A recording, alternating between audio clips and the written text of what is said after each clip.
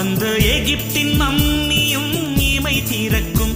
இவள் கொஞ்சம் சிரித்தால் அது உயிர் பிழைக்கும். நிலவெங்கு